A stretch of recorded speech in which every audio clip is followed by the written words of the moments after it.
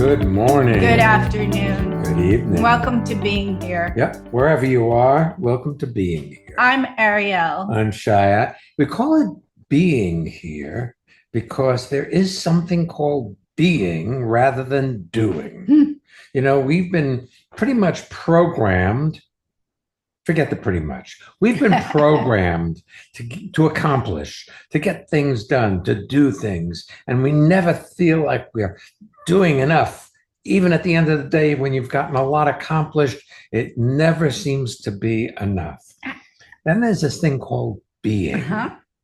When you're being in the current moment of your life, not thinking about how you're doing, but just experiencing the feel of your clothes on your body, the sounds that are happening around you, the air that you breathe, the sun that shines in, if it's sunny, the rain pounding on the roof. All of that is in the realm of experience. When you're being present to your life, you experience your life. Otherwise, you think about it. Now, here's the thing. We talk about programming.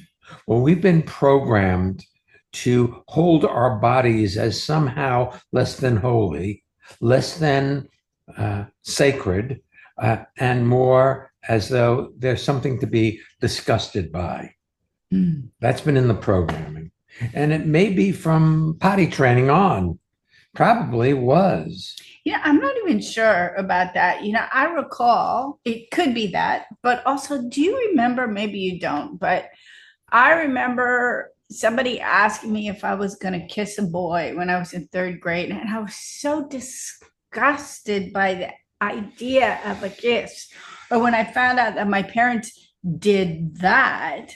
To have you. Yeah, recently we were talking to a client who said his son had read something about STDs in the subway and said, "What are STDs?" And the kid was 8. And he figured, okay, he looked on the internet, found that children become aware of sex these days at the age of 8, and figured it was time to talk about some of that. So he and his wife sat down or they had the conversation with him.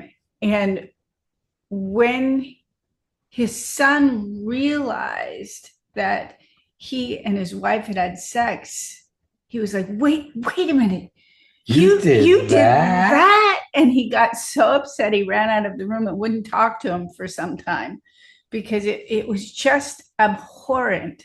So I think there is the programming and then there's the hard wiring, and you can either grow out of it or live through it for the rest of your life. It may also be in the genetic predisposition coming down through centuries or eons of time where sanitation wasn't available, where when a woman got her period, it was an anathema, a problem.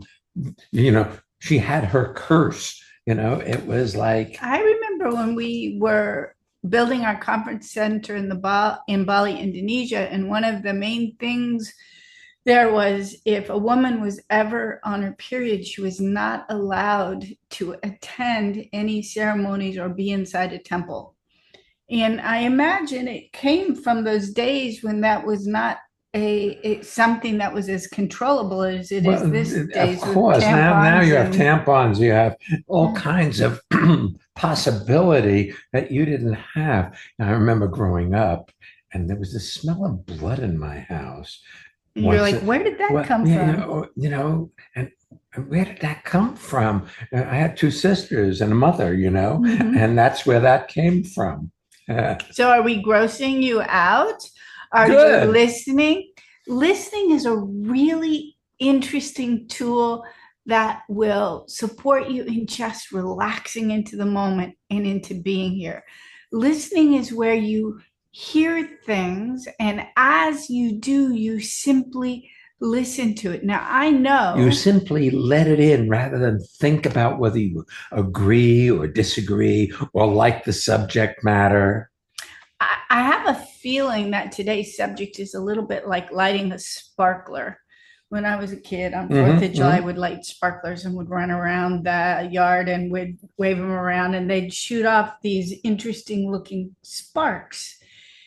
We're talking about periods and sex for the first time and kissing. We haven't got to farts and burps and pooping, but all of those things are likely to spark off memories, ideas, thoughts, places where you get tight, places where you get expansive, memories of things that you might be embarrassed because they are, quote, private. That's your private thing. So as you find yourself sparkling off into the unknown, just keep bringing yourself gently back here. Include those sparkles and allow yourself to settle in and listen. Yeah. Let's take our first guest. Okay. Hi, Julie. Tell people where you're zooming in from. Hi, I'm zooming in from Yonkers, New York. So nice to be with you. Yeah, you too.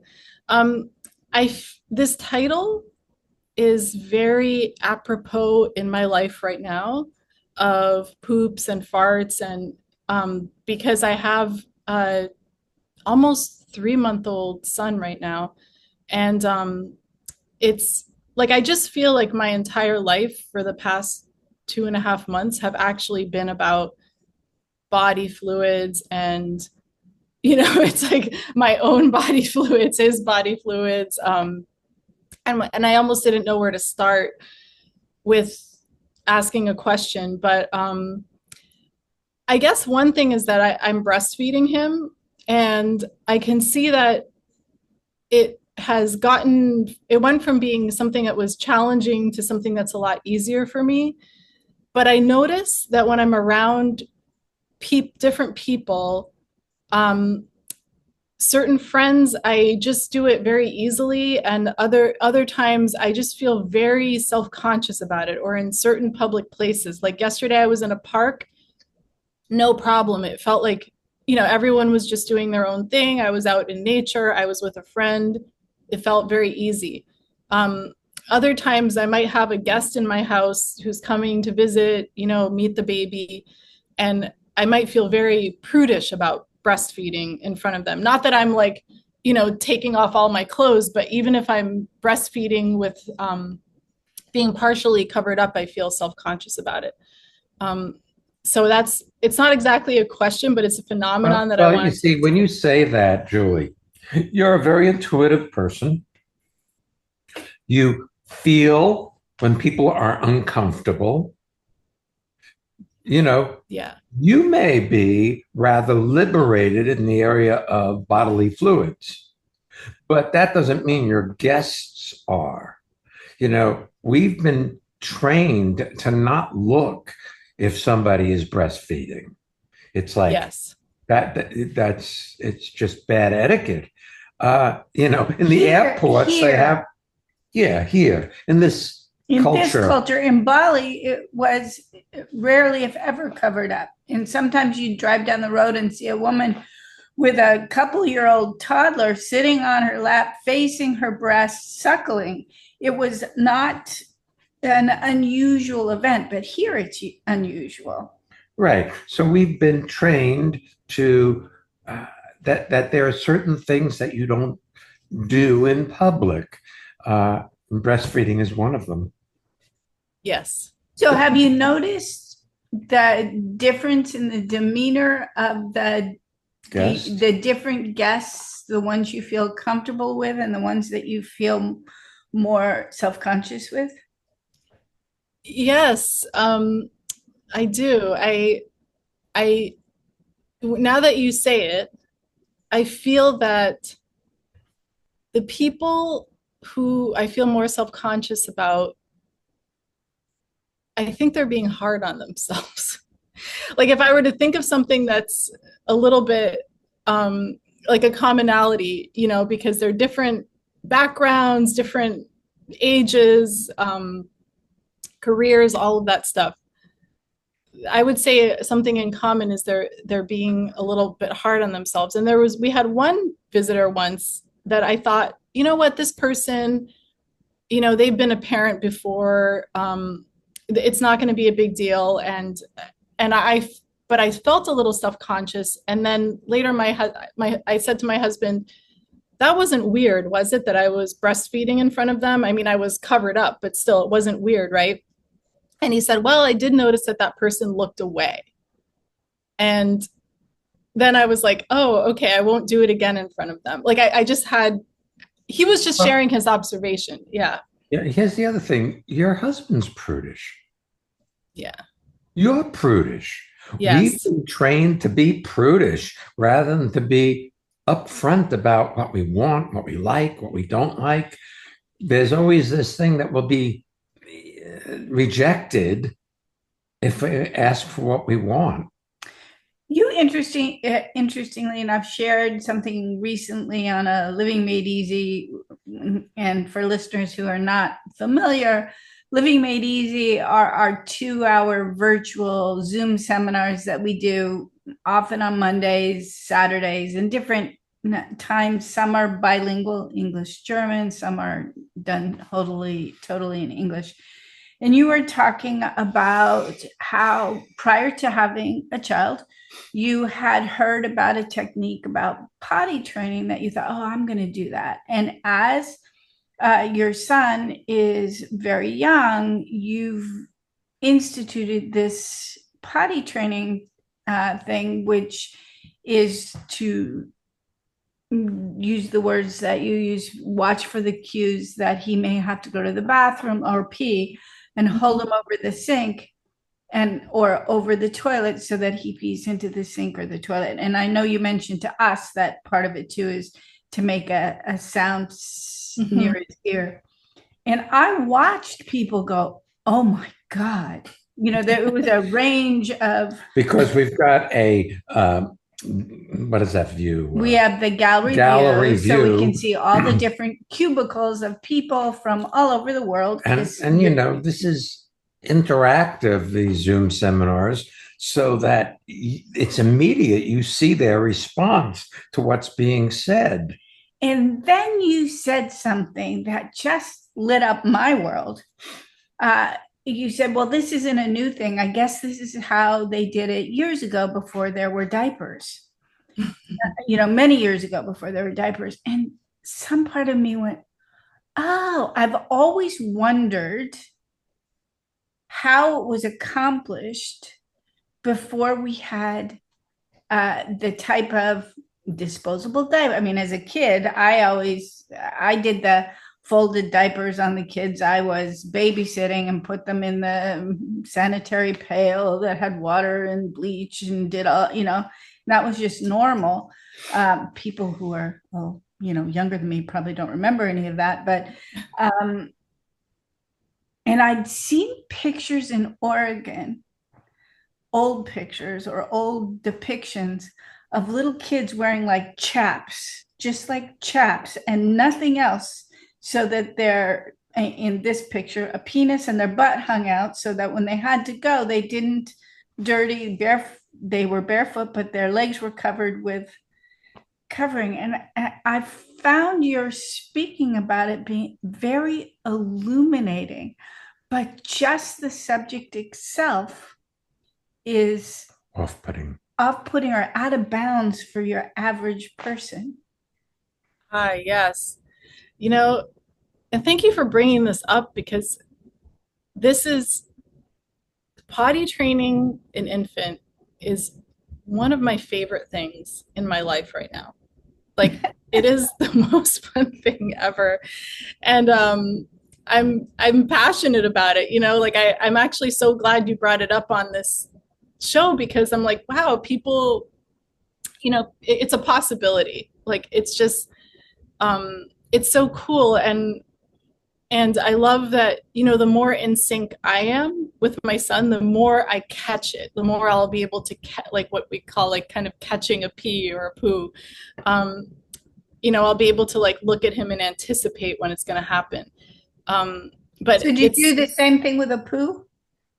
Yeah. You kind of look at their face, and their face gets all red and scrunched up, and you say, I think Here we go. You're running. Yeah, exactly. Yeah. Yeah, it's really so much fun, and I'm so excited about it. You know, you talk about it being so much fun. I'm sure that there are listeners Going, who are, what? How can that be fun? You know, well, it's probably a whole lot more fun than cleaning his butt. Yeah, yes, but that could be fun too. You see, yes, it can be. Yeah. All fun if you're there when you're doing and it's your idea, and you're doing it not with a complaint behind in your thoughts that you have to do it. When anything you engage in with totality becomes fun. I have a question. Has it ever occurred to you when you start to feel self-conscious about breastfeeding to ask the person you're with, do you mind if I do this here? Does it bother you? Like, have them take a look. And if it does, you guys could come to some arrangement. I'll just step into the other room. If they look and say no, then somehow it gives them permission to be there without feeling like a voyeur. Or it just ease things. I love that. Yeah, that hasn't occurred to me. I think because there's sort of an all or nothing culture in a lot of things, but I notice in breastfeeding, it's sort of like, we should have the right to do this anywhere. I don't really feel that way myself. I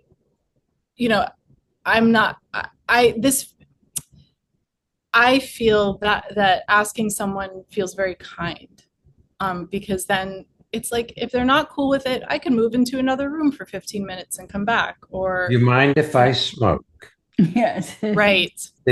I don't smoke, but that if you ask somebody, do you mind if I smoke, even if it's out of doors, if they mind and they say they mind, then you don't. But if they say they don't mind, then you're not offensive. It's well, I want to mention one thing, what you just said, you about people who espouse that they should have the right to breastfeed anywhere, which may be true, but there's a militancy that comes along with being right about any perspective. And I've seen it so many times about whether or not to breastfeed, where you breastfeed, if you breastfeed, what you feed a child, whether, there's it. And so as you were talking about potty training at the Living Made Easy seminar, you were talking about your delight in it, not telling others that if they didn't do it that way, there was something wrong with them. And so it was a really informative, fun sharing of yourself. Thank you. Yeah, nice. Awesome. Hey, thanks for being with us today. I'm sure people had a whole lot to listen to and see whether or not they sparkled off into their own potty training or when they potty trained their kids. Thank you guys so much. Well, let me, before we end, okay, you can't do it wrong. And you sure can't do it right. So, the whole idea, we've all been programmed with ideas about the right way to be. I don't know the right way to be. If you're kind to yourself, you'll be kind to the people around you. But we're usually not kind to ourselves in our own thoughts. And the game is to allow life to show up the way it does, rather than try to get it to turn out the way you think it ought to, because your model for the way you think it ought to show up, well, it's bias. It comes from a culture that has whatever it's needed to do to survive, it's done. And some of it has not been kind. Humanity has not been kind to humanity. So it's about realizing that you can't screw your kid up by whether or not you breastfeed or not. And it's really important to note, because people blame their parents for how they parented as the cause of how they live their lives, rather than realize that they have choices in their life. And if they choose to blame someone else, they don't have a life. Then they're the victim of everything. So I'm a firm believer in, we choose our lives and we raise ourselves. I don't think that's quite an accurate statement. What's inaccurate about it? I don't see you as a believer in that. Okay. I know that you've had that experience. Yes. That for yourself, and that you see it as other people, as they claim ownership for their own lives, they take off. And it's so easy to blame someone or something for why you are the way you are. Exactly. Including yourself. And it's called reasonableness. And as you let go of that tendency to analyze and why you are the way you are on everything dissipates, and well-being is the result. Yeah. So I love that. Thanks so much, Julie. Thank you, Julie. Yeah, thank you.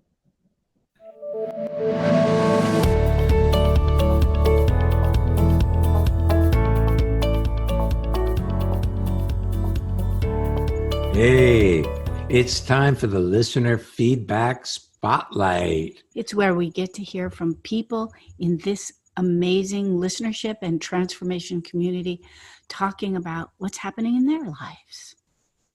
Hi, this is Anna from Hamburg, Germany. I really enjoy the weekly virtual seminars with the Canes because it brings me into the moment. It's amazing to join a community which is international and to listen to stories from all over the world, very personal stories, which always give me an uplift, give me inspiration. Do you want to have well-being with consistency? Connect with people all over the world from the comfort of your own home at Ariel & Shire's lively interactive Living Made Easy virtual seminars.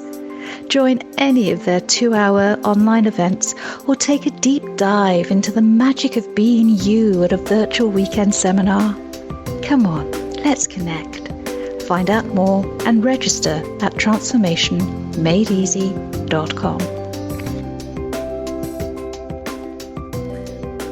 Our next Living Made Easy 2-hour virtual seminars are coming up this Saturday and next Monday evening. If you want to know more about times and how to join us, just go to transformationmadeeasy.com.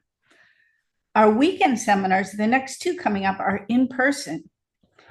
There's Speak Up with Ariel and Susan Finch, but that's in Hamburg, Germany, and that's Thursday, October 23rd. And then that weekend, Friday night, Saturday, and Sunday, Ariel and I will be leading Practical Enlightenment. That's October 24th, 25th, and 26th. Again, it's in person in Hamburg. That's our bilingual German English. Not Pennsylvania. The Freedom to Breathe and Art of Being a Healer is happening in December in New York City. And we're doing that one in person. Friday night, Saturday, and Sunday, the 5th, 6th, and 7th. Whenever you're listening to this, you can go to our website, see the details of what's upcoming. Also, it's not too early to be planning ahead for 2026. Not only are we doing our Costa Rica immersion courses into instantaneous transformation in January for 1 week or 2. You can come to either or both. The Transformation Made Easy calendar is out, and they make great holiday gifts. And you can find that also on our website. As far as Costa Rica is concerned, there is a prerequisite that you do a weekend seminar with us. And it's not too late. We always have people at the end of the year come to one or more seminars to fulfill the prerequisite, and because they found that transformation is really something they want more of. Well, it also prepares you or makes it easier for the long Costa Rican seminars. to be, it's up like, to speed. yeah, you get It's up to speed before you get there rather than spend a few days getting up to speed. You betcha. All right, let's take our next guest. Okay. Michelle. Welcome to being here. Hi, guys. This is Michelle. Hi, how are you? I'm good, thank you. I'm calling in from Ocean Grove, New Jersey. Is it fun to say that you're in Ocean Grove? It is. It feels good saying, because of all the associations with it, of the feeling of living here, and it's just wonderful, yeah. And Yes, thank you for having me on the show. Oh, it's nice having you. And for our listeners who don't know, Michelle and his wife Susan bought a home and moved and have renovated a new place, or still, completing renovations in this new place in Ocean Grove. And even their cats are finding it delightful. Yes, because there's a lot more nature than what we were used to in Manhattan. This is just wonderful. Yeah, and the cats are enjoying it as well. True. That's very cool. And I want to take a moment just to congratulate you. I know that you and Susan went through a very, very lengthy process, and you have just gotten your citizenship, and you are now no longer only Swiss, you have your American citizenship as well. So congratulations. Yes, thank you so much. This is true. I'm very happy and also very proud to now be able to call myself Swiss American. Yes, that's great. What can we do for you, sir? Well, I enjoy all these activities, the pooping, the burping, and so on. In private, but of course in public, I suppress myself. And also, while I was listening to your show, your introduction and the chat with Julie, I found my mind wandering off several times, because I think of my discomfort with this topic. And I think for me, it has a lot to do with being seen in public, because I'm a very private person. Let me ask you a question on that. Okay. At what point did you discover or decide that you were a very private person? I must have been very young, because there was a time when I went to primary school, I was considered a selectively mute child, meaning I didn't talk to teachers or other kids. I had a very small group of people that I did talk to, but not others. I think it started sometime back then. Selectively mute. That's very cool. Fun. That is very cool. Well, maybe we're smarter than most people. Because if people aren't listening to you when you talk to them, talk to the safe ones. Yes, exactly. Maybe it's smarter not to say anything. Yeah, and I guess it got me attention. Although I always tell myself I don't want the attention, but then maybe I did want attention. I don't know, my parents' attention, or something. Well, I got your parents' attention. Mm-hmm. The thing is this: we human beings grow not only with food, but with attention. And most of us are in a deficit for attention. So a lot of our actions are to generate attention, sometimes and frequently negative attention, because any attention is better than no attention at all. Mm-hmm. I want to back up to how you started when you were phrasing the either question or the conversation we're having now about the topic of this podcast. When you said, I like pooping, burps, and other things in private, I could hear, I swear, I could hear some of the listeners go, he likes pooping.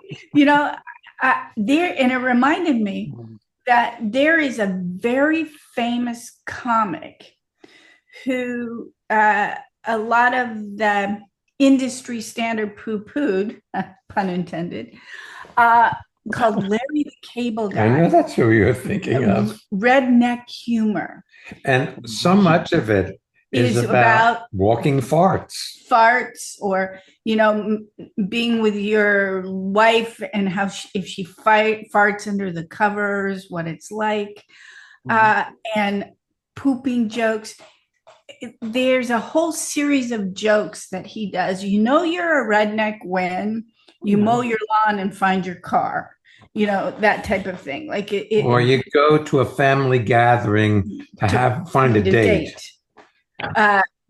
And I recalled, as you were saying, that there's like, you're a redneck when your grandma is so impressed by your poop, she calls you in to look and see how much is sticking out of the bowl.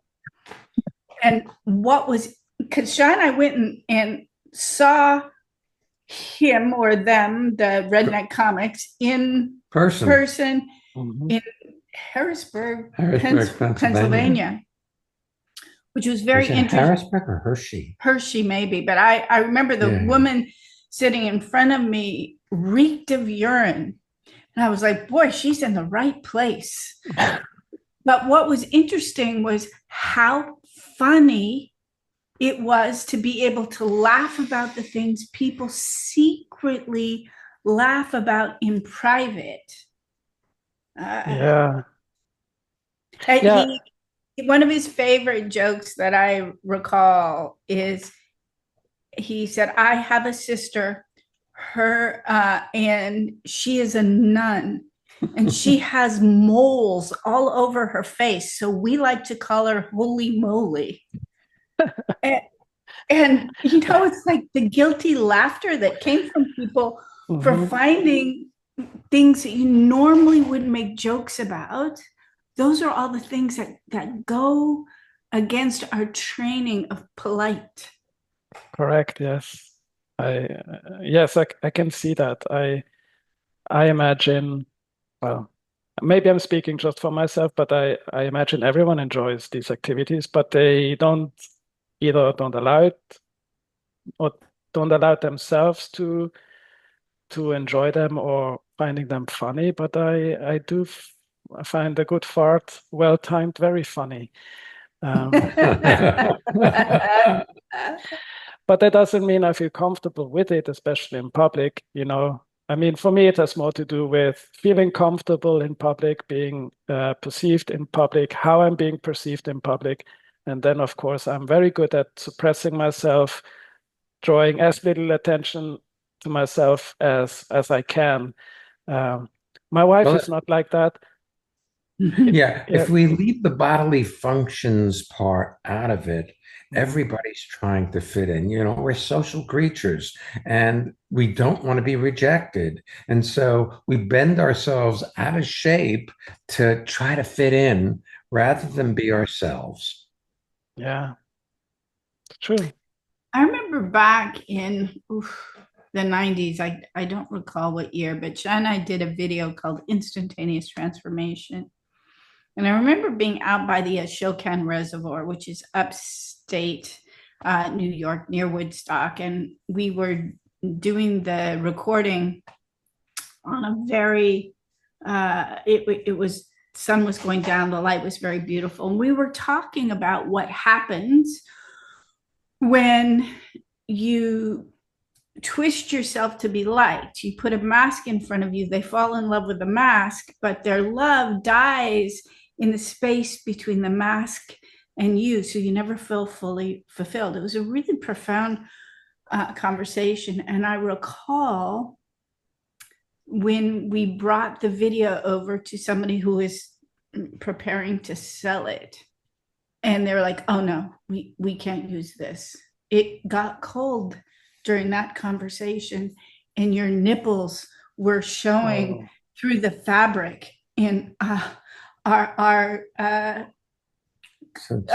clients would be horrified. So I can't sell this. Mm-hmm. I don't remember that, but there's a lot I don't remember. Yeah. I think you were just ahead of your time, because nowadays, at least in Manhattan, this seems like the norm. Yes. Well, I was wearing a brassiere, but it was not, I didn't know about padded ones yet. So I guess I was au naturel more than I expected. Yeah. Yeah. So if I had a question, it would be, how can I just feel comfortable being myself in any given situation, to make it Then independent? practice. See, practice. I remember when you first showed up at our house and you said something, and I mentioned something about it. You I thought remember. I don't want to. I don't feel comfortable talking about that, is what you That's said. my words, yes. Right. And I said, well, tough. If you're going to be at my house, we're going to talk about what I want to talk about. You're in the wrong place. That's right. Well, And you have practiced a lot since then. Yes. Yeah, that's true. But let's go back to what the conversation with Julie. Julie feels suddenly self-conscious with some people regarding when she's breastfeeding and not with others. So if her goal is to always be comfortable, she might be in trouble. But if she brings awareness, that's that non-judgmental seeing to the phenomena of, look, I'm suddenly self-conscious is something that I find is a natural thing, then it allows her to find out from her guest, is this okay with you? So it's not so much about always being comfortable. It's about bringing awareness to when you're not comfortable and looking to see what comes next. Well, you said something interesting, that your wife is more comfortable being herself in public. Right. So you could learn a lot from Susan. Yes, and I have indeed. I'm sure you have. Because you're talking to us about farts and burps and pooping and other things. That's right. I forgot vomit. I'm sure vomits are really good for people. Well, that implies sickness too. So but her baby is spitting up. But that isn't as reactivating as the other. Right. Although laying in bed at night and hearing the cat vomit, I was like, oh, okay, I better go up because otherwise I'm going to step in this, Yeah. Yes. Although she did a very funny thing the other night. She leaned over our sink, looked at it, and then vomited. And I was like, that was really kind of you. I didn't have to go anywhere. Very well behaved cat. Yeah. That was very good. Cool. Yeah. Yes, you can learn a lot. Shai and I've been talking about that recently. Honesty, kindness, being forthright, the two of us melding together brought different qualities that we admired in other people forward for the two of us. So if one of us was more skilled at being direct, Shia, I could discover how to be that rather than go, he's that and I'm not. Yeah. The other thing is this. That if you say something that you find difficult to say, it could be upsetting. And that's part of why it's difficult to say. But you see, upsets are they're like a great manipulator. They are, but they're a vestigial thing. They are looking to be excited, to be pressed into. So if you have, for instance, a inhibition about your body, it's so much easier to get into a fight than to get naked. Yeah, I see that. Yes. You see what I'm saying? Mm-hmm. It's so much easier to get upset over something than to be with the uncomfortableness of just being you exactly as you are.